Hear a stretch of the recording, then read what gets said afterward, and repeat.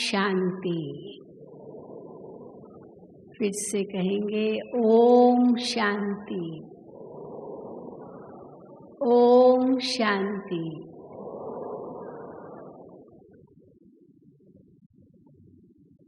आप सभी शांति प्रिय आत्माएं हो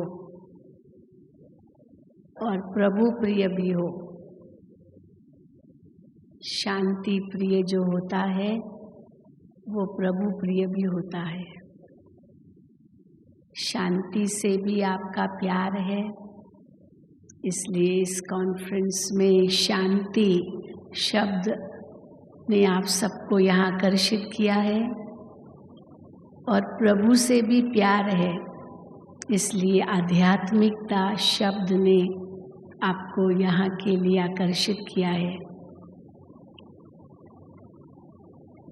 तो जो शांति प्रिय है, प्रभु प्रिय है, उसका जीवन बहुत श्रेष्ठ होता है। वो अपने जीवन में मूल्यों को धारण करता है।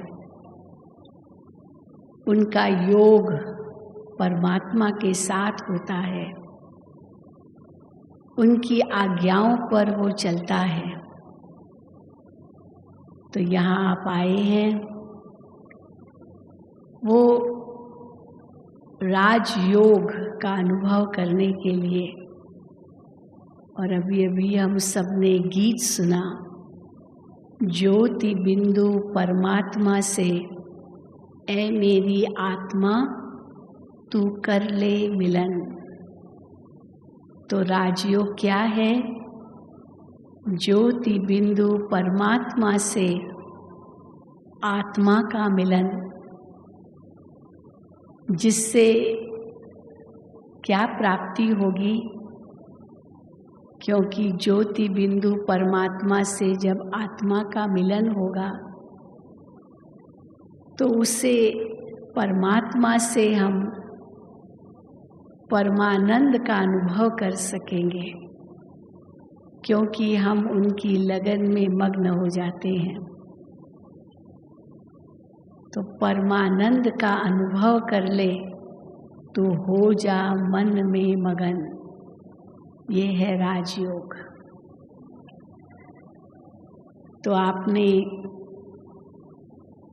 योगी जीवन के लिए पहले खुद को पहचाना। आप ये देह नहीं है लेकिन एक आत्मा है। फिर आपने उस परमात्मा को भी पहचाना। परमात्मा कौन है, उसकी सही पहचान आपको मिली। अब इन दोनों का मिलन कैसे हो, उसका आधार क्या है, उसकी विधि क्या है, वो हम आज आपको बताना चाहेंगे। अगर हम इस विषय को थोड़ा सा रिवर्स करें या बैक करें, योग का जो शाब्दिक अर्थ है वो है जोड़, जो संस्कृत के युज शब्द से आया है। जैसे वियोग का अर्थ होता है बिछड़ना, दूर जाना, अलग होना, उसके कंट्रास्ट में योग का अर्थ होता है मिलना, जुड़ना, एक होना। तो योग शब्द का अर्थ समझना मुश्किल नहीं है। और अगर हम देखें, 3 प्रकार के योग हैं। एक है भौतिक स्तर का योग, जिसमें वस्तुओं का जोड़ होता है, एनर्जीज का जोड़ होता है। बिजली घर से हम कनेक्शन करते हैं तो हमें बिजली प्राप्त होती है, ये भी एक योग है। मन से किसी को याद करते हैं, वो भी एक योग है। फिर चाहे वो व्यक्ति की याद हो, वस्तु की याद हो, कोई स्थान की याद हो, किसी की भी याद, वो योग है। तो एक हिसाब से हम सब योगी हैं, सब योगी हैं। क्योंकि मन सदैव कुछ न कुछ सोचता है और जिसके विषय में सोचता है उसके साथ उसका योग है। लेकिन जब यह मन परमात्मा में लग जाता है तो ये सबसे ऊंचा योग है, जिसको हम आध्यात्मिक स्तर का योग कहते हैं और इसी को हम राजयोग कहते हैं। क्योंकि जो सर्वोच्च सत्ता है, ईश्वर परमात्मा, जो सर्वोपरि है, सर्वश्रेष्ठ है, सर्वोत्तम है, जिसके लिए कहा गया है ऊंचा तेरा नाम, ऊंचा तेरा धाम, ऊंचा तेरा हर काम, ऊंचे से ऊंचा भगवान, उस परमात्मा से मन की तार जुड़ जाती है और उनके साथ मन की तार जोड़ने की जो विधि है वो भी बहुत ऊंची है। क्योंकि कई तरीकों से हम मन को परमात्मा में लगाना चाहते हैं, लगाते हैं। पूजा करते हैं, पाठ करते हैं, जप तप हवन करते हैं, तीर्थ करते हैं, यात्राएं करते हैं, गंगा स्नान करते हैं, मंदिरों का भ्रमण करते हैं।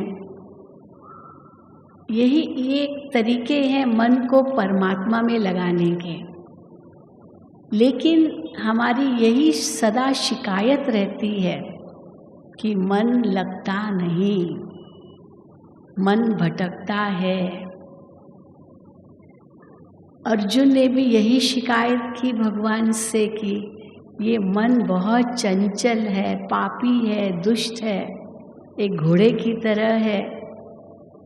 तो भगवान ने उनको 2 कदम बताए मन को वश करने के लिए, मन को प्रभु में लगाने के लिए। और वो 2 कदम क्या बताए? एक बताया वैराग्य। मन क्यों भटकता है? क्योंकि अनेक व्यक्ति वस्तु वैभवों में फंसा हुआ है मन। और क्यों फंसा हुआ है? क्योंकि हम अपने आप को ये देह देखते हैं। इस देह अभिमान के कारण मन भटकता रहता है। लेकिन जैसे ही हम अपने आप को ये निश्चय करते हैं कि मैं तो एक आत्मा हूँ, क्योंकि आत्मा का संबंध परमात्मा के साथ है, देह का संबंध परमात्मा के साथ नहीं है। देह का संबंध तो इस संसार की चीज़ों से है, क्योंकि ये शरीर प्रकृति की देन है। तो जो प्रकृति से संबंधित बातें होगी उसी में मन जाएगा, अगर हम अपने आप को ये देह रूप में देखेंगे तो जिस प्रकार बिजली की तार से घर की जो बिजली हम चाहते हैं तो वो जोड़ने के लिए रबर को हटाना पड़ता है। बैड कंडक्टर है वो रबर, वो इंसुलेशन है, वो शक्ति को आने नहीं देगा, रुकावट डालेगा। कॉपर टू कॉपर जॉइन करना है, तांबे को तांबे से मिलाना है, क्योंकि वो गुड कंडक्टर है, उससे ही शक्ति का आना होगा। इसलिए ये देह अभिमान एक रबर की तरह है, विघ्न है, एक इंसुलेशन है। आत्मा को उस परमात्मा से शक्ति लेने नहीं देगा और मन भटकेगा। इसलिए परमात्मा ने 2 कदम बताए। पहला बताया वैराग्य। वैराग्य का मतलब ये नहीं है सब कुछ छोड़ देना। भगवान ने तो और ही कर्म योग सिखाया, कर्म भी करो लेकिन मेरी याद में करो। कर्मणेवाधिकारस्ते मा फलेषु कदाचनम। कर्म पर तुम्हारा पूर्ण अधिकार हो, लेकिन फल की चिंता मत करो। फल की चिंता मुझ पर छोड़ दो, वो मेरी जिम्मेदारी है। आप केवल श्रेष्ठ कर्म करो। इसलिए जब हम कहते हैं वैराग्य, तो इसका अर्थ है कि कर्म करो पर फल की चिंता बिना करो, फल ईश्वर पर छोड़ दो, उसमें फंसो नहीं। क्योंकि अधिकतर हम जो भी कर्म करते हैं, हम पहले सोचते हैं इससे मिलेगा क्या, तो फल की इच्छा पहले रख देते हैं और वो कर्म सेकेंडरी स्टेज हो जाता है। लेकिन कर्म प्राइमरी स्टेज हो, प्रायोरिटी कर्म को दिया जाए, फल ईश्वर पर छोड़ दो। और अगर सफलता मिली तो उसका अभिमान भी मत करो, क्योंकि ये भगवान ने दिलाई।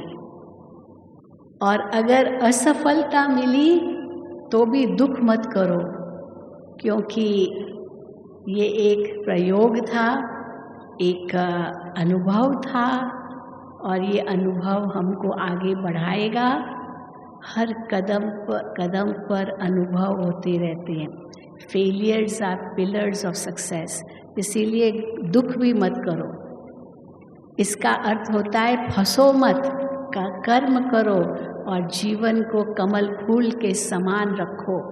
जैसे कमल का फूल कीचड़ में रहकर भी न्यारा रहता है, वैसे अपना जीवन इस संसार में रखो और मन को इनसे न्यारा करो।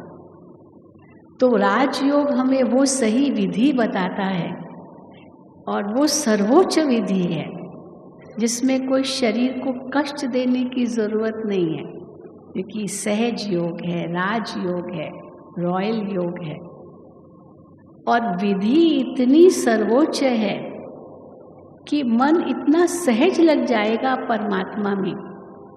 जैसे बच्चा अपने पिता को कैसे याद करता है, ये है सहज विधि, जो सर्वोत्तम विधि है। और इनसे प्राप्ति भी सर्वोच्च है, क्योंकि सफलता का जो डेफिनेशन है वो भी हर एक ने अपनी अपनी ढंग से ले लिया है। लेकिन सच्ची सफलता हम तब कहेंगे जब उसके बाद हमें जीवन में शांति मिले, खुशी मिले, सबका रिस्पेक्ट मिले, प्यार मिले, अंतर का संतोष अनुभव हो। वो है सच्ची सफलता।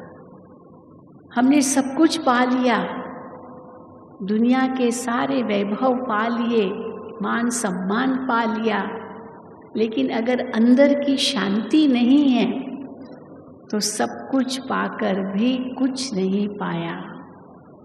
ये है उसकी गति। इसलिए सर्वोच्च प्राप्ति अर्थात जीवन में शांति भी हो, सुख भी हो, समृद्धि भी हो, तन निरोगी हो, मन संतुष्टता से भरपूर हो, धन भी सुख दे, संबंधों का भी प्यार सम्मान बना रहे, तब कहेंगे सच्ची सफलता। और वो सर्वोच्च प्राप्ति भी हमें राजयोग से मिलती है। इसलिए कई प्रकार के आज संसार में मंतव्य है योग के बारे में। कई विचारधाराएं हैं, कई स्कूल्स ऑफ थॉट्स हैं मेडिटेशन के बारे में। कई समझते हैं कि जब हम मेडिटेशन करते हैं तो हमको अपने मन को ब्लैंक बनाना होगा, चित्तवृत्ति निरोध कह देते हैं। लेकिन चित्त की वृत्तियों का निरोध नहीं करना है, सप्रेशन नहीं करना है। वैराग्य जरूर लाना है, लेकिन इसका मतलब सप्रेशन नहीं है, क्योंकि मन को हम दमन नहीं करते, लेकिन मन को हम अमन करते हैं। अमन माना शांति। तो कैसे करेंगे अमन? जब हम मन को सुमन बनाएंगे। एक है दमन करना, दूसरा है सुमन बनाना, अर्थात श्रेष्ठ विचारों का मनन चिंतन। और ये अभ्यास, ये दूसरा कदम है जिसमें हम श्रेष्ठ विचारों का मनन चिंतन करते हैं। किसको हम कहेंगे श्रेष्ठ विचार? सकारात्मक विचार, शुभ विचार, शुद्ध विचार, ये अभ्यास हमें लगातार करना होगा। तब मन की शुद्धि होगी, तब मन परमात्मा में लगेगा। इसलिए केवल मन को शून्य करने से मन ईश्वर में लगेगा, ये सोच भी गलत है। क्योंकि एक तरफ हम सोचते हैं मन ईश्वर में लगाएं और दूसरी तरफ मन को दमन कर रहे हैं। तो मन को श्रेष्ठ विचारों से भरपूर करेंगे तब मन शुद्ध होगा। हमें मन का शुद्धिकरण चाहिए, क्योंकि उस शुद्ध मन में ही परमात्मा स्थान ले सकेगा। अगर दमन कर दिया तो कुछ समय के लिए तो दमन होगा। एक बच्चे को आपने बांध के बिठा दिया, चलो 2 घड़ी के लिए बंध के बैठेगा, लेकिन अगर वो चंचल है तो वो बंधन जो आपने डाला वो बहुत समय नहीं चलेगा। इसलिए मन कोई एक चंचल बच्चे की तरह ज़रूर है, लेकिन वो बुरा नहीं है। बच्चा तो बुरा नहीं होता, भले चंचल होता है। तो मन भी बुरा नहीं है, मन आपका दुश्मन नहीं है, मन आपका सच्चा मित्र है। क्योंकि यही मन परमात्मा में भी ले जाएगा आपको, परमात्मा मिलन का अनुभव कराएगा। इसलिए दमन नहीं करना है, शून्य बनाने की कोशिश नहीं करनी है। दूसरा, फिर कई कहते क्या दबाव डालना है? दबाव भी नहीं डालना है। जैसे सहज रीति से बच्चा अपने माँ बाप को कैसे भूल सकता है? नहीं भूल सकता। एक स्टूडेंट अपने टीचर को कैसे भूल सकता है? एक शिष्य अपने गुरु को कैसे भूल सकता है? एक मित्र अपने मित्र को कैसे भूल सकता है? वो संबंध इतने गहरे होते हैं जो उनको भूल नहीं सकते हैं। इसलिए दबाव डालने की बात नहीं है, लेकिन सब संबंध हमारे परमात्मा के साथ कैसे हो वो ज़रूर विधि जाननी है। वैसे तो परमात्मा के साथ आत्मा के है ही सर्व संबंध।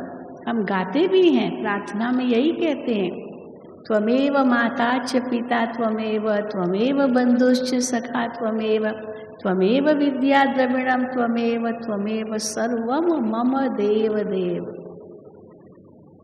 देहधारियों के साथ हमारे संबंध तो एक जन्म के होते हैं, और वो भी कर्मों अनुसार संबंध होते हैं। कोई हिसाब किताब है इसलिए हम उनके साथ संबंध रखते हैं, और जब हिसाब किताब कर्मों का पूरा होता है, संबंध भी पूरा हो जाता है। अगले जन्म में उसी संबंध से नहीं मिलेंगे। लेकिन परमात्मा के साथ आत्मा के कर्म अनुसार संबंध नहीं है। परमात्मा ने वो कर्तव्य किए हैं, माता पिता बंधु सखा, ये सब जो संबंध है वो कर्तव्यों के आधार पर है। ये सब संबंध ईश्वर ने निभाए हैं आत्मा के साथ, तभी परमात्मा को हम उन संबंधों से याद करते हैं और हर जन्म में याद करते हैं। वो संबंध तो एक जन्म के हैं, लेकिन परमात्मा के साथ हर जन्म में हमारे ये सर्व संबंध है। तो दबाव डालने की तो बात ही नहीं है। फिर कोई कहते हैं मन तो बहुत चंचल है, क्योंकि कैसे हम मेडिटेशन करें? तो क्यों इतना चंचल हो गया है मन? क्योंकि मन में बहुत नेगेटिव थिंकिंग है। नेगेटिविटी को देखना, नकारात्मकता को देखना वो सहज है। जैसे नीचे गिरना सहज है, आपको मेहनत नहीं करनी पड़ेगी नीचे गिरने के लिए। वो ग्रेविटेशनल पुल आपको अपने आप खींचेगा नीचे, लेकिन ऊपर चढ़ने के लिए आपको मेहनत करनी पड़ती है। तो ये जो मुश्किल लगता है मेडिटेशन करना, क्योंकि ये बॉडी कॉन्शियसनेस के कारण, देह अभिमान के कारण, ये काम क्रोध लोभ मोह अहंकार के आधार पर जो मन में विचार चलते हैं, ये मन को इतना चंचल बना देते हैं जो मन ईश्वर में लगता ही नहीं है। इसीलिए डिफ़िकल्ट लगता है, लेकिन है नहीं डिफ़िकल्ट।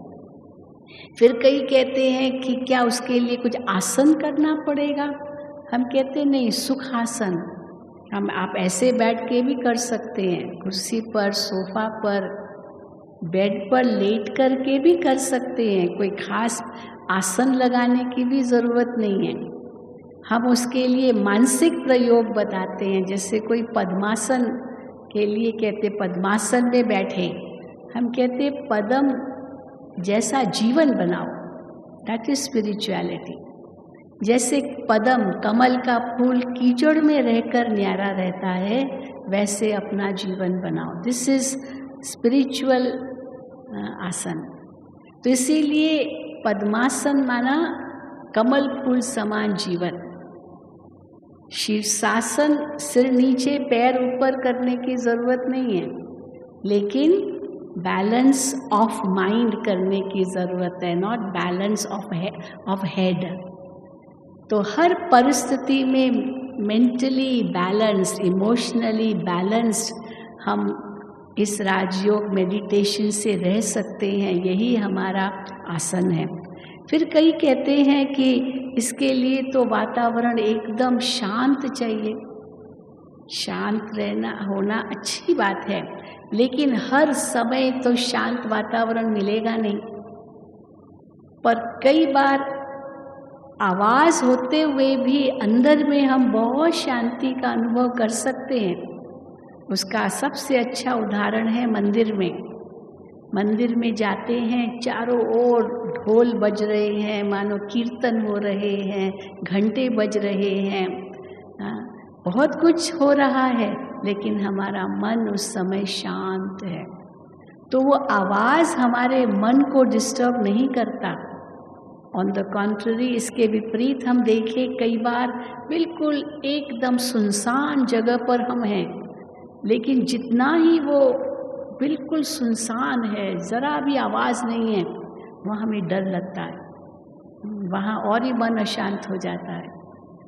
इसीलिए आवाज़ न हो तब हमारा मेडिटेशन हो सकता है, ये ज़रूरी नहीं है। फिर कई कहते इसमें आंखें बंद करके करना होगा। हम कहते हैं आंखें भी भले खुली रखो, हम लोग तो ओपन आइड मेडिटेशन करते हैं, परंतु ये आंखें इनको न देखें। एक ऐसी प्रैक्टिस हो जो ये सब देखते हुए भी न देखे, सुनते हुए भी न सुने। इसका मतलब ये नहीं कि आँखों को हम ताला लगा दें या कानों को ताला लगा दें।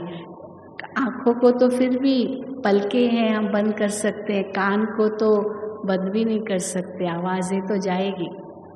लेकिन ये आँख ये सब देखते हुए भी ये न देखे, पर मन की आँख परमात्मा को देखे। ये सब सुनते हुए भी, बाहर की आवाज़ें सुनते हुए भी न सुने, अंतर में परमात्मा की आवाज़ सुने। ये ज़रूर हमें मेडिटेशन सिखाता है।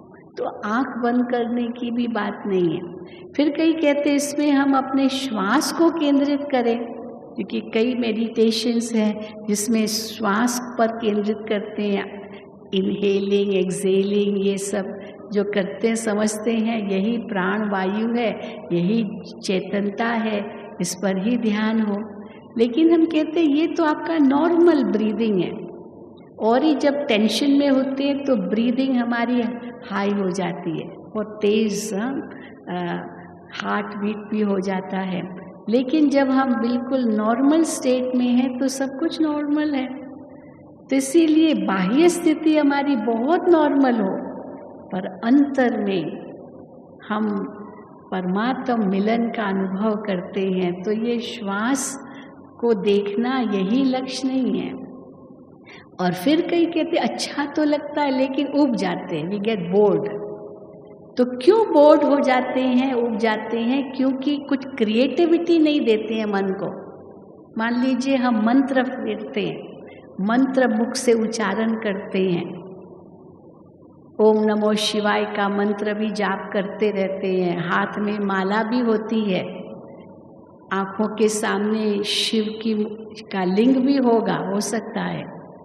तो हमने उंगलियों को तो काम दिया माला फेरने का, मणके फेरने का, मुख को भी काम दिया मंत्र जाप करने का, आँखों को भी काम दिया, वो मूर्ति सामने है, हम उसके ऊपर ध्यान कर रहे हैं, लेकिन मन को काम नहीं दिया। अब मन को काम देना है। इसलिए भगवान ने कहा मन मेरे में लगाओ।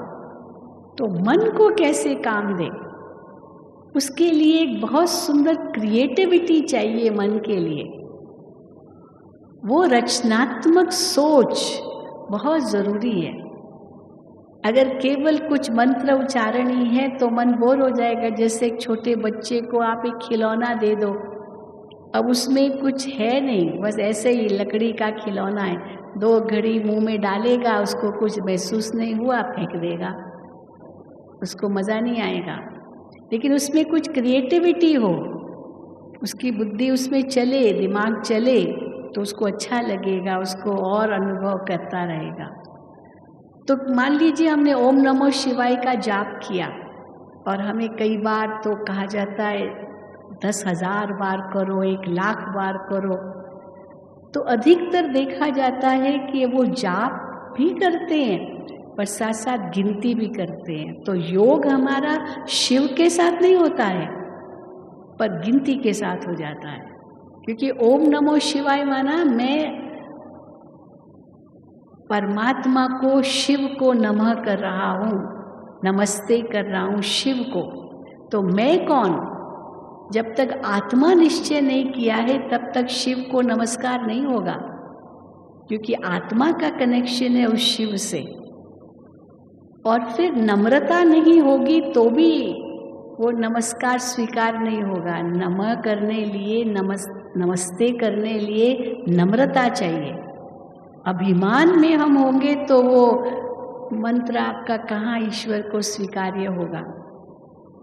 इसलिए वो तब होगा जब इतनी नम्रता भी हो, और फिर जिस शिव को हम याद करते उस शिव के साथ हमारा संबंध हो, उसकी हमें पूरी पहचान हो, तब मन लग सकेगा उनसे। इसलिए परमात्मा हमें वो सही विधि बताते हैं जिससे हमारा मन सहज परमात्मा में लग जाता है। और कई लोग मुश्किल समझ करके फिर छोड़ देते हैं, कहते हैं ये हमारे से नहीं होगा। तो क्यों नहीं होता है, उसके लिए पहले खुद को पहचानो। तो स्वयं को आत्मा निश्चय कर परमात्मा को यथार्थ रूप से याद करना, ये राजयोग मेडिटेशन है, जिसमें 3 बातें बताई। आत्मा का निश्चय हो, मैं बोलने वाली, देखने वाली, सुनने वाली, हर कर्म करने वाली आत्मा हूँ। और यथार्थ हो, ईश्वर की पहचान यथार्थ हो, वो कौन है, वो कहाँ है, क्या उनका स्वरूप है, कैसे मिल सकते, ये सारी रोशनी हो, हमें पूरा एनलाइटनमेंट हो, और फिर उसकी याद हो। तो इसलिए उसके लिए हमें क्या करना होगा? 3 कारणों से मन नहीं लगा ईश्वर में। एक तो खुद का अज्ञान, दूसरा परमात्मा का अज्ञान, और तीसरा मन इतना मैला। मन मैला होने के कारण प्रभु की याद कैसे टिकेगी उस मन में? इसलिए ये तीनों जो कारण है, इनका निवारण हमको राजयोग में मिलता है। तो आपको आत्मा की तो पहचान मिली, परमात्मा की भी पहचान मिली। और जैसे एक बच्चा देहधारी है तो अपना उसका पिता देहिक होगा, देहधारी होगा, अपने पिता को सहज याद कर सकेगा। तो मैं आत्मा हूँ, तो आत्मा का पिता परमात्मा है। तो आत्मा निश्चय करके परमात्मा में मन हमारा सहज लगेगा। लेकिन उसके लिए कुछ आधार है, कुछ विधि है। जैसे दुनिया में करोड़ों इंसान हैं, 700 करोड़ दुनिया की आबादी है, लेकिन हमारा मन सब में नहीं जाता है। चलो उसको छोड़ो, भारत में देखो 130 करोड़ की आबादी भारत की है, तो भी हमारा मन 130 करोड़ लोगों में नहीं जाता। चलो उसको भी छोड़ो, जिस शहर में आप रहते हैं उसकी भी आबादी कुछ लाख होगी, करोड़ होगी, उसमें नहीं जाता। उसको भी छोड़ो, आप जिस कॉलोनी में रहते हैं उसमें भी हजारों लोग रहते होंगे, लेकिन आपका मन कहाँ जाता है सब में। कई बार तो मेरा पड़ोसी कौन है ये भी हमको पता नहीं होता है, तो मन कैसे जाएगा? मन वहीं जाता है जिसका आपको पहले परिचय हो, पहचान हो उसकी। इसीलिए जब भी आपस में मिलते हैं तो सबसे पहले एक दो का इंट्रोडक्शन देते हैं, क्योंकि बिना इंट्रोडक्शन के आप एक कदम भी आगे नहीं बढ़ सकेंगे। क्या बात करेंगे? इंट्रोडक्शन पहले चाहिए। तो पहला कदम मन को कहीं भी ले जाने का है, वो है पहचान। और पहचान करते करते लेते लेते कुछ संबंध निकल आया। अब ये और एक कदम आगे, कुछ भी संबंध, एनीथिंग। बचपन में एक शहर में रहते थे, एक गांव में रहते थे, स्कूल में पढ़ते थे, ये भी संबंध है। एक भाषा के हैं, एक प्रांत के हैं, एक धर्म के हैं, ये भी कुछ न कुछ सिमिलैरिटी। जहाँ थोड़ी सी भी सिमिलैरिटी आई वो संबंध का अनुभव कराएगी। और आगे, और जहाँ ये संबंध जुड़ा, फिर उसके बाद कुछ उसकी विशेषताएं देखी, गुण देखे, तो उसके साथ प्यार भी हो जाता है, स्नेह हो जाएगा, रिस्पेक्ट हम करेंगे। और फिर कुछ चीज़ों की लेन देन भी हुई, उसने हमको गिफ्ट दिया, हमने भी उनको गिफ्ट दी, तो एक प्राप्ति का अनुभव होगा। अब मन आपका वहाँ सहज लग जाएगा। तो ये मूल रूप से 4 आधार हैं मन को कहीं भी ले जाने के लिए। अब हम ये चारों आधार परमात्मा से लगाएंगे। सबसे पहला आधार आत्मा और परमात्मा की पहचान आपको कराई गई सुबह के समय, परसों, कल, ये पहचान आपको कराई गई। अब इस पहचान के बाद संबंध, वास्तव में हमारा संबंध अनादि अविनाशी है ईश्वर के साथ, लेकिन उनसे आत्मा को शक्ति क्यों नहीं मिल पा रही है? क्योंकि कई संबंध ये टूट गया है। जैसे यहाँ बिजली जल रही है क्योंकि बिजली घर से संबंध जुड़ा हुआ है, पर अचानक बिजली चली जाए, पंखे बंद हो जाए, माइक बंद हो जाए, सब बंद हो जाए, अंधेरा हो जाए, हम कहेंगे बिजली घर से कनेक्शन टूट गया। अब कनेक्शन टूट गया तो फिर जोड़ो। तो क्यों नहीं आत्मा को परमात्मा से शक्ति मिलती है? क्योंकि कहीं संबंध टूट गया है। अब जोड़े कैसे, वो विधि आपको बताएंगे। फिर जब संबंध जुड़ जाता है तो तीसरा आधार होता है स्नेह। आज जो हमारा ईश्वर के साथ जो स्नेह होना चाहिए वो बदलकर स्वार्थ में परिवर्तित हुआ है। स्वार्थ, ईश्वर मेरा कुछ काम कर दे तो मैं ईश्वर को मानूं। स्वार्थ, या तो एक डील, बिजनेस, भगवान मेरा ये काम करे तो मैं उनको 100 रुपए का प्रसाद चढ़ा दूं, एक बिजनेस हो गई। तो ये स्वार्थ जहां आ गया वहां प्रेम खत्म हो जाता है। जहाँ स्वार्थ आ गया वहाँ वन वे ट्रैफिक हो जाता है। प्रेम में तो न्योछावर होना होता है, प्रेम में तो समर्पण होना होता है, प्रेम में तो त्याग होता है। अब वो प्रेम ईश्वर के साथ चाहिए। और फिर तो परमात्मा से प्राप्ति क्या होती है ये भी पता नहीं है। हम छोटी छोटी प्राप्ति ईश्वर से करना चाहते हैं, छोटी छोटी कलयुगी दुनिया की। हे भगवान, हाँ इतना मेरा काम कर दो, मुझे प्रमोशन दिला दो, मकान दिला दो, मकान, गाड़ी दिला दो, बच्चा दिला दो, बच्चा दो, ये दो दो दो, कोई न कोई वस्तु मांगते हैं भगवान से, कुछ न कुछ छोटी मोटी। या तो भगवान से कोई गुण मांगते हैं, हे प्रभु शांति दो, शक्ति दो, ये दो वो दो। या तो कोई भूल करते हैं तो माफ़ी मांगते हैं, भगवान माफ़ कर दो, ये भी दो दो दो। मानो मांगते ही रहते भिखारी बन करके। वास्तव में परमात्मा कहते हैं भिखारी मत बनो, तुम अधिकारी हो। कैसे अधिकारी हो? कोई वस्तु मांगने की जरूरत ही नहीं है। परमात्मा ने इतना हमें दिया है, जो हम उसका कितना उपयोग करते हैं ये पहले हम देखें। अगर वो सही उपयोग जो दिया है उसका नहीं कर रहे हैं तो हमें और मांगने की आवश्यकता भी नहीं है, क्योंकि दुनिया में कितने करोड़ों लोग हैं जिनको ये भी नहीं है जो हमारे पास है। So how can I ask for anything more? ये तो बहुत बड़ी सेल्फिशनेस है, बहुत बड़ा स्वार्थ है। इसके बजाय अगर ईश्वर से सच्चा स्नेह है तो जो भगवान ने दिया है उसका धन्यवाद करो। Keep thanking God for what you already have been given by God.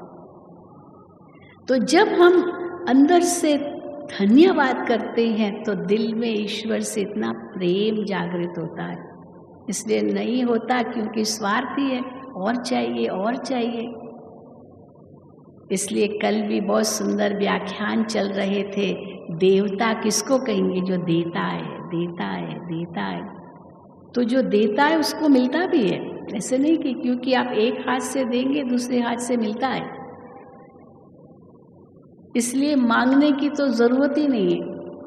कई कहते हैं हम वस्तु भगवान से नहीं मांगते हैं, लेकिन भगवान से शांति तो मांगे, पर वो भी मांगने की चीज नहीं है, वो तो गुण है।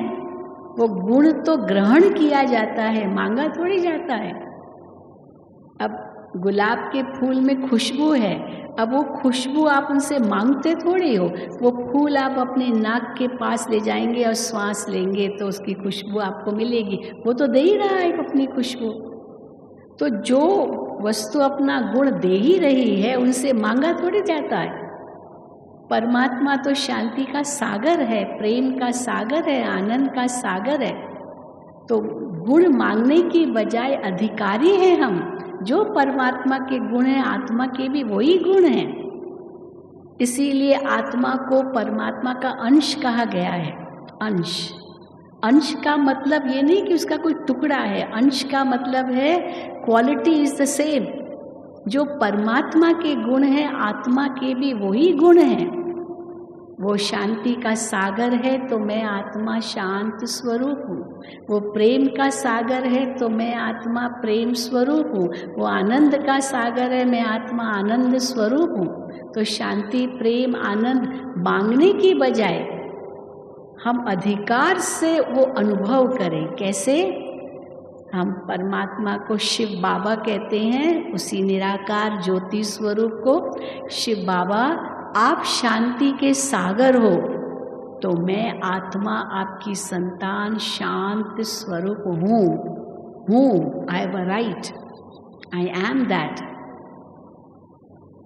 इसलिए जैसे ही हम ये चिंतन करते हैं शांति का अनुभव तो एक सेकंड में होता है। How far away is peace from you? It is only one thought away, only one thought. केवल एक सोच की दूरी पर है शांति आपसे।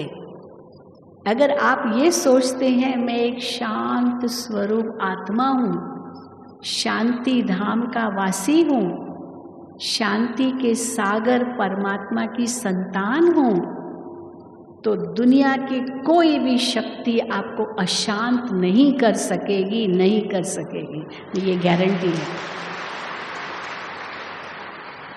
इसलिए आपको 3 बार ओम शांति कहलवाते हैं। दादी जानकी तो कभी नहीं भूलती ये कहलवाना। और फिर कहेंगे मैं कौन, मेरा कौन। तो ओम शांति पहला है मैं कौन, मैं आत्मा शांत स्वरूप। मेरा कौन, वो शांति का सागर।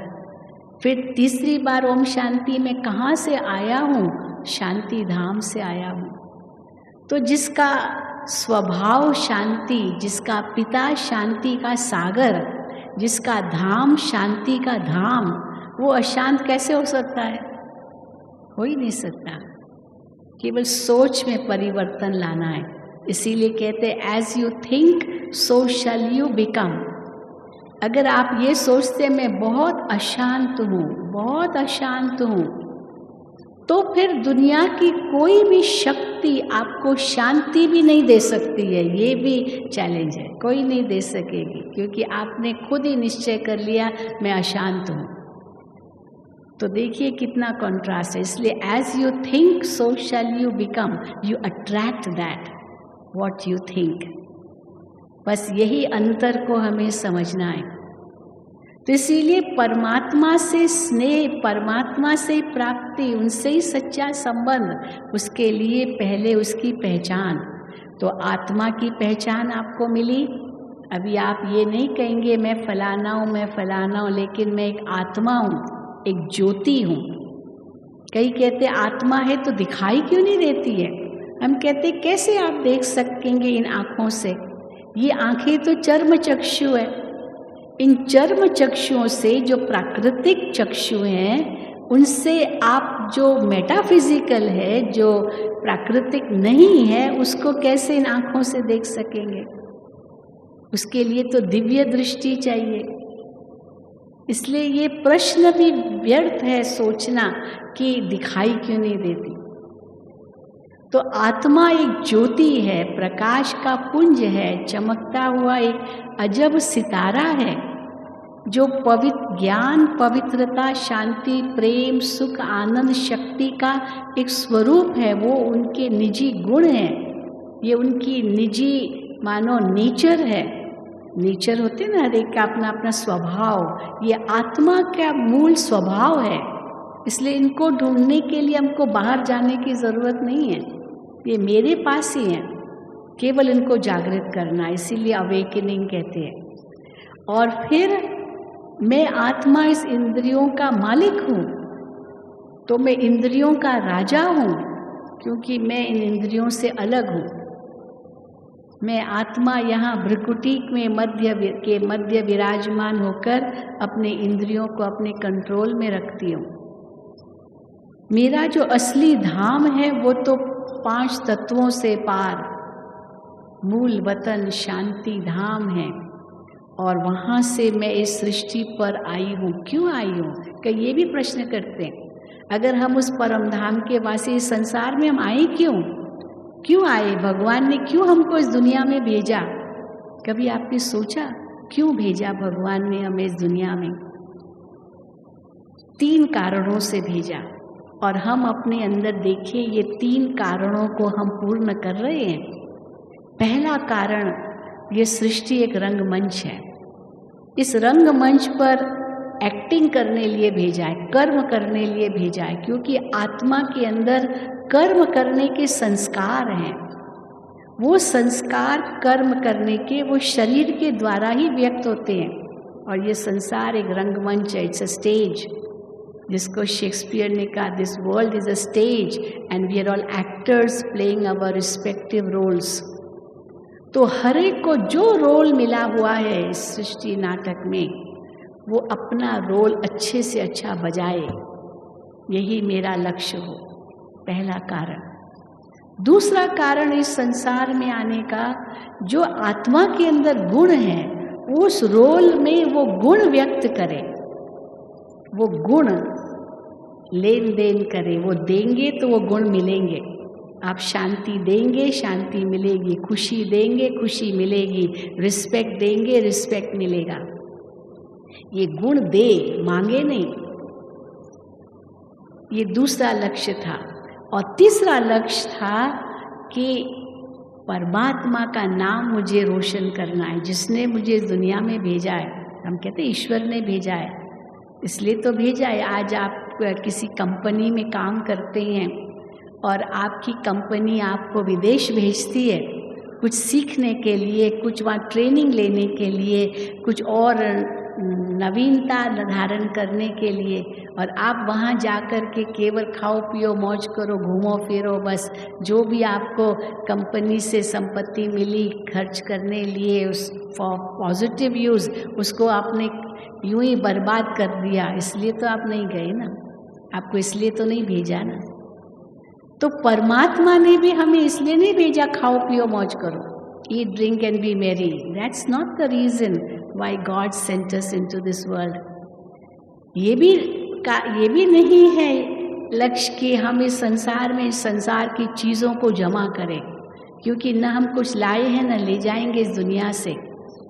इसलिए जब बच्चा पैदा होता है तो यही कहा जाता है ये बच्चा अपना भाग्य लेकर के आया है, भाग्य। और जब इंसान मरता है तो यही कहा जाता है ये आत्मा अपना कर्म लेकर के गई, बस और कुछ नहीं। भाग्य लेकर आई, कर्म लेकर गई, वो कर्म भाग्य बन करके फिर आगे आत्मा के साथ आया संस्कार के रूप में। और यही आत्मा के आने का यहाँ लक्ष्य है। अब ये जब हम बुद्धि में समझ जाते हैं तो आत्मा के स्वरूप को सही रूप में पहचान लेते हैं। और जब आत्मा को समझ लिया तो परमात्मा को समझना मुश्किल नहीं है। इसलिए कहते हैं self realization leads to God realization. आत्मा एक ज्योति बिंदु है, परमात्मा भी एक ज्योति है, इसलिए परम ज्योति है। परम क्यों कहते हैं? क्योंकि ज्ञान, गुण, शक्तियों में, कर्तव्यों में वो परम है, सुप्रीम। और जब हम कहते हैं आत्मा तो वो भी एक ज्योति है, a point in form but N ocean in virtues, infinitesimal in form and infinite qualities in an infinitesimal dot। infinity और point दोनों की कोई मेजरमेंट नहीं है, एंड yet both exist। तो परमात्मा का यही स्वरूप है, infinitesimal point with no dimensions having infinite qualities। इसलिए शांति का सागर, प्रेम का सागर, सर्वशक्तिमान, जितनी महिमा करो ईश्वर की उतनी कम। और ये किसकी महिमा है? उसी निराकार ज्योति स्वरूप की, जो निराकार है, क्योंकि उसका कोई फिजिकल मेजरमेंट उनके रूप का नहीं कर सकते, लेकिन वो एग्जिस्ट करते हैं। वो हमारे परम पिता हैं, वो परम धाम के वासी हैं। हम आत्माएं भी उसी घर के वासी हैं। तभी तो कहते हैं भगवान के घर से आए हैं, भगवान के घर जाना है। अब मन को उस घर में लगाना, अपने पिता में लगाना, ये क्या मुश्किल है? कोई मुश्किल नहीं है। परमात्मा इस सृष्टि पर आते हैं कलयुग को बदलकर सतयुग बनाने के लिए, अधर्म का नाश करने, सतधर्म की स्थापना करने। तो इसीलिए क्या विधि है जो हम परमात्मा से मिलन मनाएं? कैसे संबंध जोड़े जो आज टूट चुका है? क्यों नहीं आज हम संबंध बना सके परमात्मा से? क्यों नहीं उनके गुणों को अनुभव कर सके? कैसे टूट गया था संबंध? क्योंकि हमने परमात्मा को और अपने आप को बहुत अंतर में ला दिया। हमने समझ लिया परमात्मा तो निराकार है, न नाम है, न रूप है, न गुण है, कुछ भी नहीं है, और मेरा तो फलाना नाम, रूप, धर्म, जाति, भाषा, कितनी हदों में ला दिया हमने अपने आप को। अब परमात्मा कहाँ, हम कहाँ, मिलन कैसे होगा? अब हमें पता चला कि आत्मा और परमात्मा का स्वरूप एक जैसा है, दोनों का साक्षात्कार होता है, लेकिन ये आत्मा का हुआ या परमात्मा का हुआ ये तुरंत पता नहीं चलता है, क्योंकि दोनों ज्योति स्वरूप है। तो दोनों ही स्वरूप में समान है। फिर दूसरा, जो आत्माओं का घर है, परमात्मा का भी वही घर है। बच्चे अपने पिता के घर में ही तो रहेंगे, माता पिता के घर में ही वही एड्रेस होती है ना। फिर बाद में भले दूसरा घर बनाते हैं, लेकिन बच्चा पैदा होता है तो उनकी एड्रेस तो माँ बाप के घर की एड्रेस होती है। तो आत्मा और परमात्मा के रहने का स्थान वो एक ही है, परम धाम। ये संसार नहीं है, ये संसार एक मुसाफिर खाना है। हम 2 दिन के मेहमान हैं, ईश्वर के घर से आए हैं, ईश्वर के घर जाना है। तो जब ये समझ में आता है तो घर याद आता है। कई लोग दुखी होकर के भगवान को कहते हैं, हे भगवान मुझे उठा लो इस दुनिया से, हमको जीना नहीं है, मरना चाहते हैं। हम कहते हैं क्यों मरना चाहते हो? ये संसार तो बहुत सुखमय है, क्यों मरना चाहते हो? कहते बस बहुत दुखी हो गए। लेकिन अगर ये पता चले कि ये संसार सुखमय है, तो कभी मरना नहीं चाहेंगे। परंतु हम कहते हैं हे भगवान उठा लो, ये कहने की बजाय हम मेडिटेशन में मन को परमात्मा के पास ले जाते हैं। 1 सेकंड में 5 तत्वों से पार आत्मा उस परम धाम में मन बुद्धि से पहुंच सकती है। It will take you only a fraction of a second to take your mind and intellect to that supreme home, परम धाम।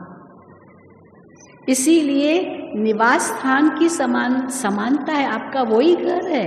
अपने घर जाने के लिए निमंत्रण नहीं चाहिए आपको, मन से सहज जा सकते हो। अब यहाँ बैठे कोई बेंगलोर से आए हैं, कोई बॉम्बे से आए हैं, कोई दिल्ली से आए हैं, अपने जहाँ यहाँ रहते हैं वहाँ पर मन से जाने में आपको कितनी देर लगेगी?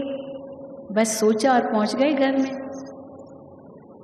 तो मन से परम धाम जाने में भी देर नहीं लगेगी। मेरा घर वही है जहाँ मेरे पिता का घर है। और फिर तीसरी समानता है गुणों की समानता।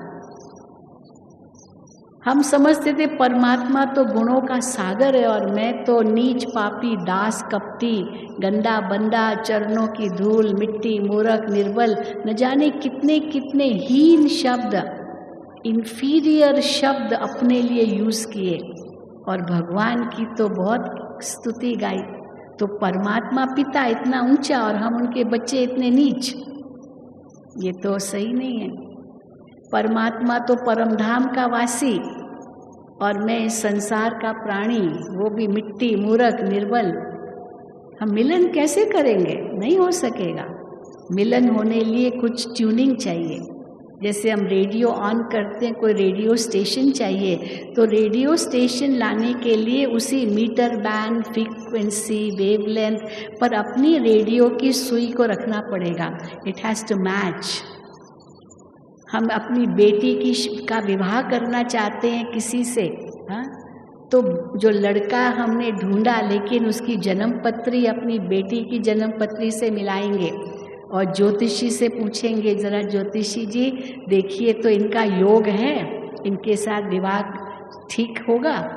तो ज्योतिषी क्या करता है? दोनों की जन्म पत्री मिलाता है, उनकी कुंडली मिलाता है और कुंडली में देखता है मेल कितना है, how much matching there is.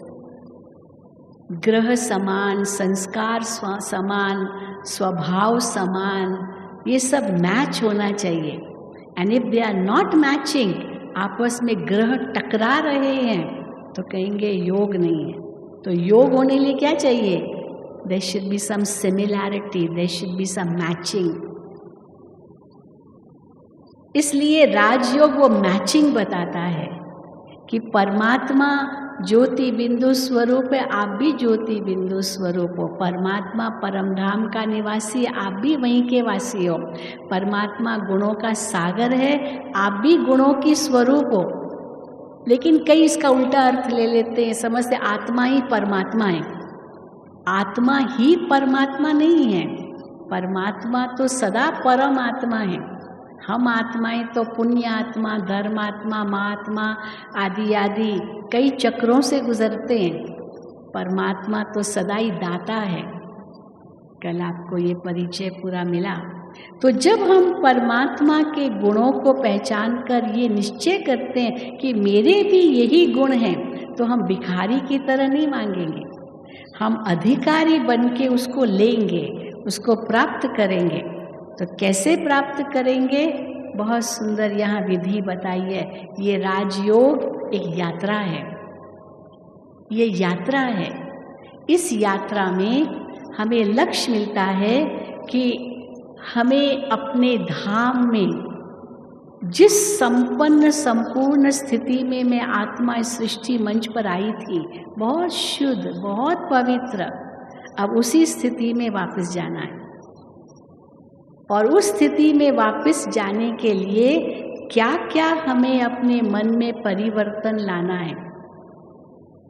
योग का मतलब ये नहीं है कि हम यात्रा करते जाए और अंत में जाके परमात्मा से मिले, नहीं नहीं, तब तक योग नहीं चाहिए। योग फर्स्ट स्टेप से चाहिए। योग माना मिलन, तो फर्स्ट स्टेप से मिलन चाहिए और उसी मिलन से वो प्राप्ति हम करें जो परमात्मा के सारे गुण आत्मा प्राप्त कर उनके समान बन जाए। तो ये स्टेजेस है। सबसे पहली स्टेज है आत्मा परमात्मा का चिंतन। इससे आत्म शुद्धि होगी, मन रूपी पात्र शुद्ध होगा। जैसे बर्तन को साफ करते हैं ना दूध रखने के लिए, गंदे पात्र में तो नहीं रखेंगे। तो आत्मा और परमात्मा का चिंतन, कोई मंत्र नहीं है जो आपको हम देंगे कि आप इसका केवल जाप कीजिए, क्योंकि मंत्र शब्द का भी अर्थ समझना होता है। ओम नमो शिवाय माना मैं शिव को नमस्कार कर रहा हूं, तो मैं आत्मा हूं, मैं उस शिव की संतान हूं, जो उनके गुण है वो मेरे गुण है, ये चिंतन चाहिए। यही मंत्र है। मंत्र का वास्तव में अगर हम शाब्दिक अर्थ लें ना, लिटरल मीनिंग ऑफ मंत्र, it comes from the word मंत्रणा। संस्कृत में मंत्रणा का मतलब होता है विचार विमर्श, राय सलाह, सम एडवाइस, ये मंत्रणा है। सब आपस में एक दो को सजेशंस दे रहे हैं। अब ये बुद्धि द्वारा मन को सजेशन देना है। क्या सजेशन देना है? मैं कौन हूँ, मैं आत्मा हूँ, मैं ज्योति स्वरूप हूँ, मैं परमात्मा की संतान हूँ, मैं परम धाम का वासी हूँ, परमात्मा शांति का सागर है, मैं आत्मा उनकी संतान शांत स्वरूप हूँ। ये बुद्धि द्वारा मन को दिशा देनी है। और जैसे ये मनन चिंतन करेंगे, मन का थोड़ा शुद्धिकरण होगा, तो परमात्मा से आपका जैसे द्वार खुल गया, टेलीफोन लग गया, आप उनसे बातें कर सकेंगे। You can have a very wonderful conversation with God, जिसको हम रूह रिहान कहते हैं। रूह उस परम रूह से बातें करती है। प्रार्थना में तो केवल हम बात करते हैं, हम कुछ सुनाते हैं ईश्वर को। मेडिटेशन में तो हमको वो सुनाते हैं, इंट्यूशंस आती है, इंस्पिरेशंस आती है, क्योंकि रास्ता खुल गया, साफ हो गया। नहीं तो ट्रैफिक जैम था, आगे क्या है पता ही नहीं चलता है। इसलिए परमात्मा से रूह रिहान, और जैसे जैसे मन रूह रिहान करता ईश्वर से संबंध जोड़ करके आत्मा परमात्मा के गुणों में एकाग्र हो जाती है। उसको हम एकाग्रता की स्थिति कहते हैं, जिसको कंसंट्रेशन पावर भी कहते हैं, ध्यान धारणा कहते हैं, और उसी को हम अनुभूति कहते हैं, समाधि जो अष्टांग योग में कहते हैं। तो वो अनुभूति अगर 1 सेकंड की भी हो जाए, ये बहुत बड़ी उपलब्धि है। तो राजयोग में आत्मा परमात्मा का जो चिंतन है, वो परिचय के आधार पर चिंतन देना है। स्वयं को ज्योति बिंदु आत्मा निश्चय करना है। मैं देह से अलग हूँ, जैसे शरीर पर वस्त्र पड़े, ये शरीर से अलग है ना। इसी प्रकार शरीर भी वस्त्र है जो आत्मा से अलग है। ये माइक्रोफोन मैं यूज़ कर रही हूँ, मैं तो माइक्रोफोन नहीं हूँ ना। I am very much aware, I am different from this microphone. इसी प्रकार मैं शरीर से अलग हूँ। ये एक ऐसा सुंदर निश्चय है जो सहज हमको अशरीरी बना देगा, देह भान से न्यारा बना देगा। और जैसे उस निश्चय करते हैं तो परमात्मा का नाम रूप गुणों का भी चिंतन करते हैं, उसमें कुछ सिमिलैरिटी लाते हैं। जैसे बताया, रूप में सिमिलर, धाम में सिमिलर, गुणों में सिमिलर। और जब ये महसूस होता है तो ऑटोमेटिकली हम परमात्मा के साथ जुड़ जाते हैं, क्योंकि मैं आत्मा भी एक ज्योति हूँ, परमात्मा भी एक ज्योति है, वो परम ज्योति है। तो मैं ये नहीं कहूँगी शिव बाबा मुझे शांति दो, मैं परमात्मा से क्या कहूँगी शिव बाबा, क्योंकि मैं जानती हूँ परमात्मा को पहचान लिया है। शिव बाबा आप शांति के सागर हो और मैं आत्मा आपकी संतान शांत स्वरूप हूँ। I am very much aware कि मैं शांत स्वरूप हूँ। और जैसे मैंने ये कहा, मेरा संबंध जुड़ गया परमात्मा के साथ, मैं अधिकारी हूँ। आप प्रेम के सागर हो, मैं आत्मा आपकी संतान प्रेम स्वरूप हूँ। तो आत्मा के अंदर वो आत्मिक प्रेम ईश्वर के लिए जागृत होगा, सर्व आत्माओं के लिए जागृत होगा। और जैसे हम ये रूरिहान करते हैं, महसूस होता है परमात्मा के साथ तो हमारे सब संबंध हैं। माता पिता, शिक्षक, गुरु, खुदा, दोस्त हम कहते ईश्वर को, वो साजन भी है। आत्मा सजनी है, वो आत्मा सीता है, वो राम है। आत्मा सजनी, वो साजन। तो सजनी कैसे साजन के पास जाती है, ये एक बहुत सुंदर आत्मा परमात्मा का संबंध है। और जहाँ ये अनुभव हम करते हैं तो परमात्मा को हम बच्चा भी बना सकते हैं। हम किसी को बच्चा नहीं होता, बड़ा दुखी होता, हम कहते क्यों दुखी होते हो, भगवान को बच्चा बना लो, भगवान आपकी बहुत सेवा करेगा, बहुत सेवा करेगा। वो बेटा सेवा न भी करे ना, लेकिन ईश्वर तो आपकी बहुत सेवा करेगा, इसलिए परमात्मा को ही बच्चा बना दो। इतना निश्चय हो आत्मा में। अब ये जब आत्मा में निश्चय हो, तब हम परमात्मा से रूरिहान करके, उनसे सच्ची प्रीत जोड़ करके, उनसे सब संबंध जोड़ करके, उनसे हम प्राप्ति कर सकते हैं। लेकिन ये निश्चय चाहिए पहले। और जब ये निश्चय होता है, हम भय मुक्त हो जाते हैं। इसलिए कहा गया ना, जिसका साथी है भगवान, उसको क्या रोकेगा आंधी और तूफान। जिसको राखे साइया, मार सके ना कोई। परमात्मा वो छत्र छाया बनकर के आपके रक्षक बनते हैं। तो ऊपर भी उनकी छत्र छाया, साथ में भी है ईश्वर का हाथ और साथ है, पीछे भी है हमारा रक्षक बनकर के हमारी रक्षा कर रहे हैं, आगे भी हैं हमारा गाइड बनकर के हमें गाइडेंस दे रहे हैं। ऐसा सुंदर अनुभव हम कर सकते हैं और उसके आधार से हम बहुत शक्ति अनुभव कर सकते हैं। तो और जैसे जैसे ये चिंतन करते जाते हैं, मन की एकाग्रता परमात्मा में बढ़ती जाएगी। मैं शांत स्वरूप आत्मा शांति के सागर में समा रही हूँ, शांति के सागर में समाती जा रही हूँ। तो परमात्मा के इस गुण में मन ऐसा एकाग्र हो जाएगा, जिसी एकाग्रता की स्थिति में हम देखते हैं कैसे अंतर की जो अशांति है वो नष्ट हो जाती है।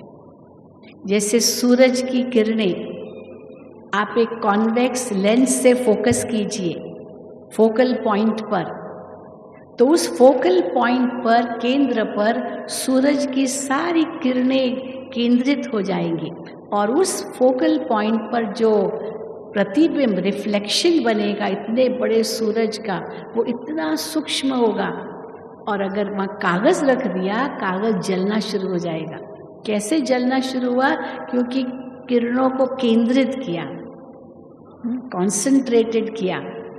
तो ये भी एक एकाग्रता की शक्ति है। जब मन परमात्मा के एक एक गुण में केंद्रित हो जाता है, मैं आत्मा शांत स्वरूप शांति के सागर में समा रही हूँ। और जैसे केंद्रित करते गए महसूस होता है कि आत्मा कितनी हल्की होती जाती है, हमारे पाप नाश होते जा रहे हैं। और उसी के आधार से वो अनुभूति होगी, वो ऊर्जा हमारे अंदर प्रवाहित होगी। शांति एक बहुत बड़ी शक्ति है।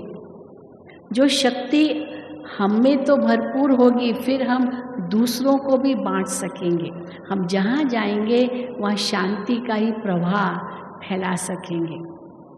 वातावरण में भी शांति का प्रवाह फैलाएंगे।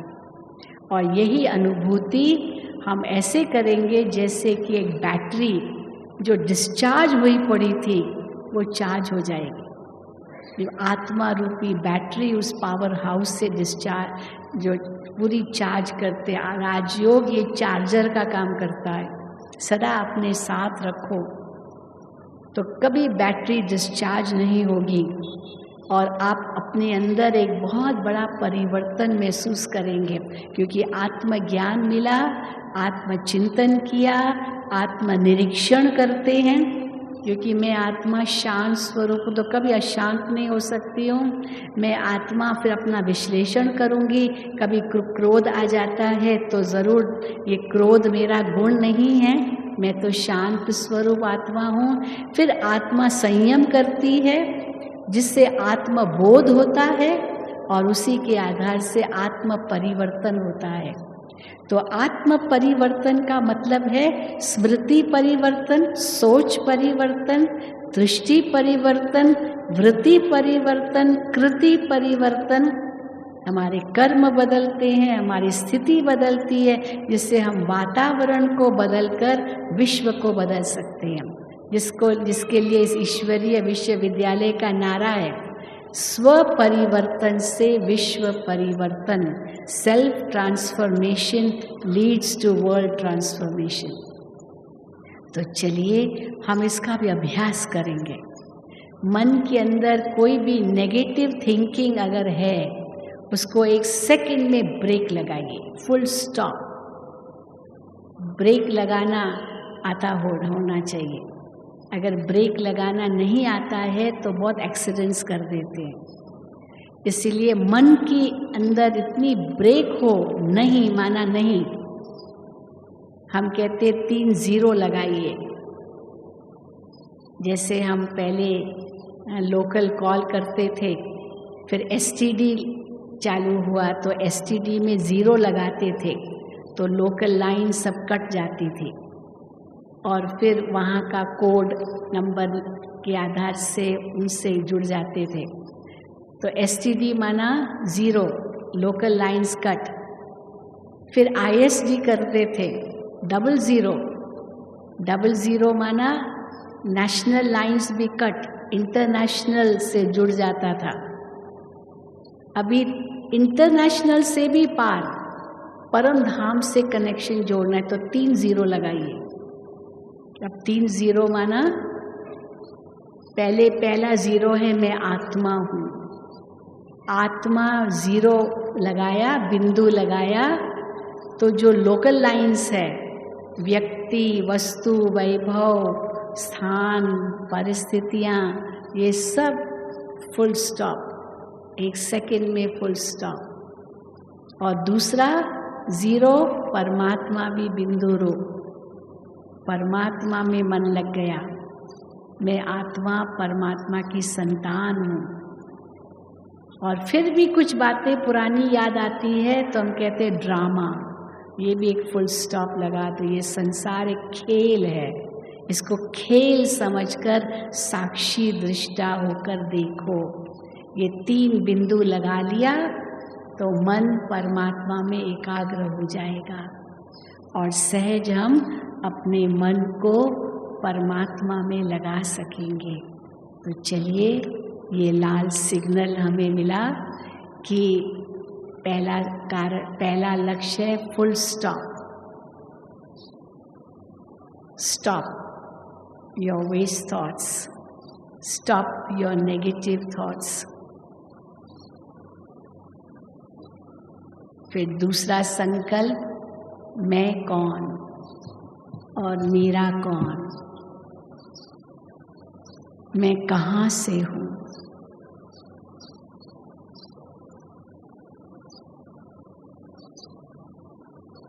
अपने आप से पूछिए, अपने आप को ही उत्तर दें। मैं एक आत्मा हूँ।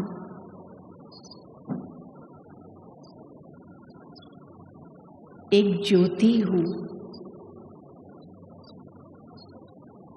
प्रकाश पुंज हूँ, चमकता हुआ सितारा हूँ। प्रकृति के मध्य विराजमान एक चेतन सत्ता हूँ। अजर अमर अविनाशी हूँ।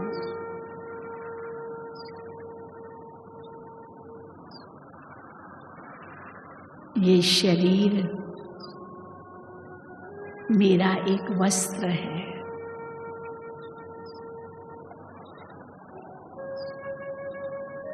जिसे धारण कर मैं आत्मा इस सृष्टि रंगमंच पर अभिनय कर रही हूँ।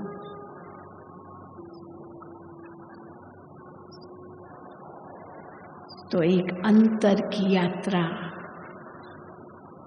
आत्मा करे।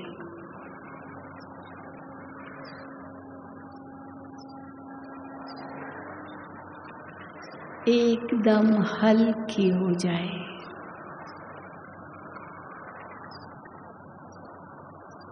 फिर एक ऊपर की यात्रा करें। इस दुनिया से भी दूर, आवाज से दूर, पांच तत्वों से परे, जहाँ सूर्य, चांद, सितारों का भी प्रकाश नहीं पहुंचता, वो मुझ आत्मा का धाम है। मन और बुद्धि पंख बनकर आत्मा को उड़ाए। आत्म पंछी उस धाम में पहुंच जाए। महसूस करे एक अखंड ज्योति का महतत्व।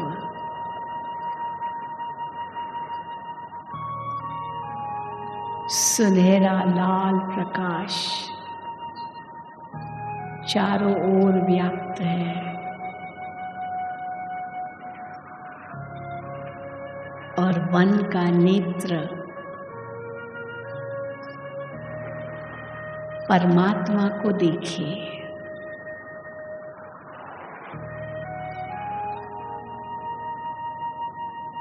परमात्मा जो ज्योति बिंदु है, रूप में बिंदु और गुणों में सिंधु है।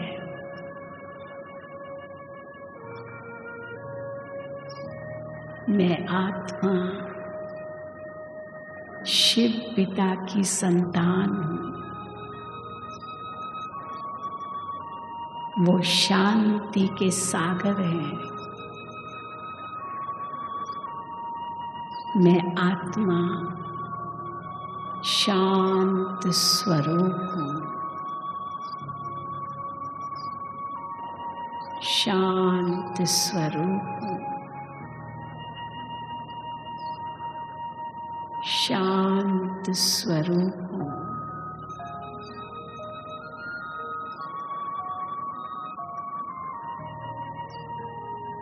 खो जाए उस शांति के सागर में। मैं शांत स्वरूप आत्मा शांति के सागर में समा जाऊं। जैसे बूंद सागर में समा जाती।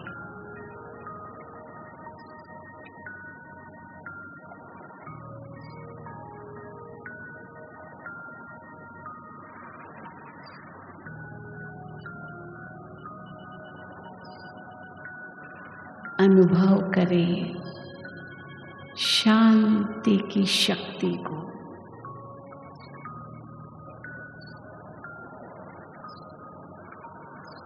चले जाइए इसकी गहराई में।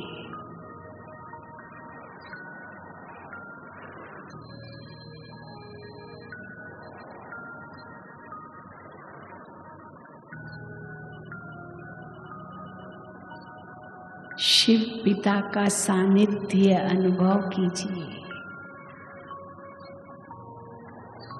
शिव परमात्मा से मुझे शांति की शक्ति प्राप्त हो रही है।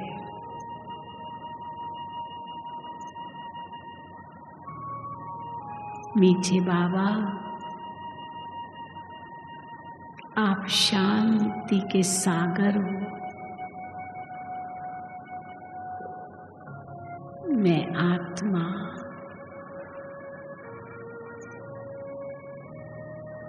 आपकी संतान शांत स्वरूप हूँ।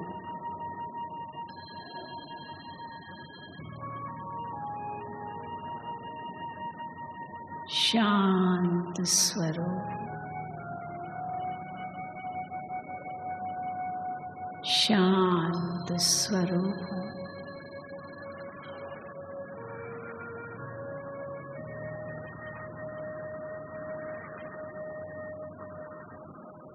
कितनी शांति का अनुभव हो रहा है।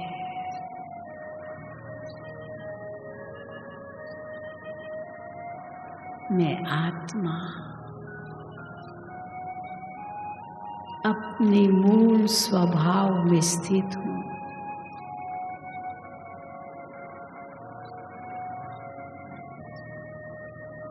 मेरे चारों ओर शांति ही शांति है।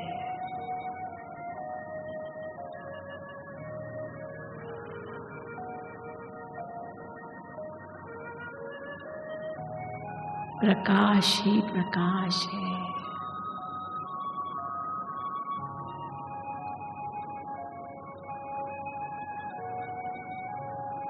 शिव पिता का सानिध्य पाकर मैं आत्मा धन्य हो गई, धन्य हो गई।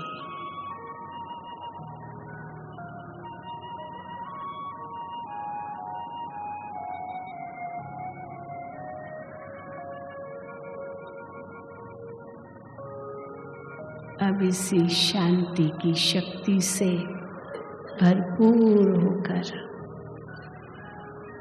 वापस लौटे।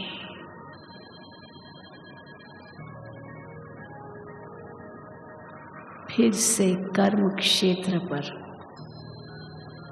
शरीर रूपी वस्त्र में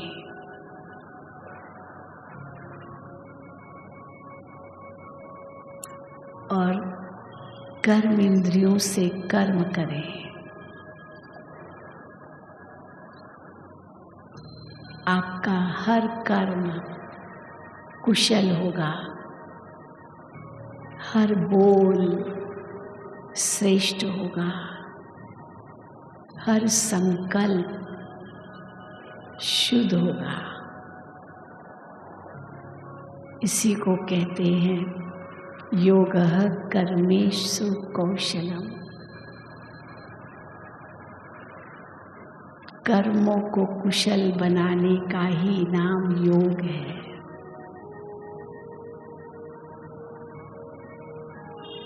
और ये जीवन सार्थक हो जाएगा और जन्म जन्म सफल हो जाएंगे।